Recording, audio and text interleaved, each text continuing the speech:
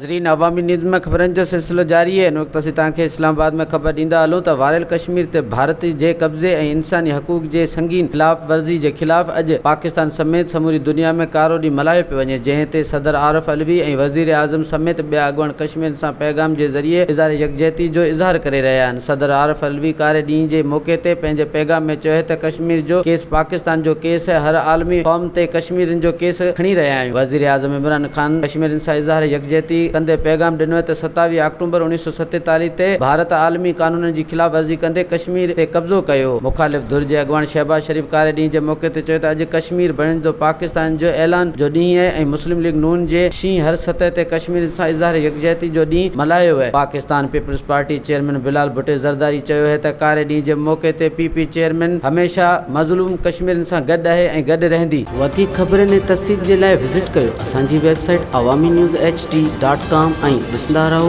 Awami news HD।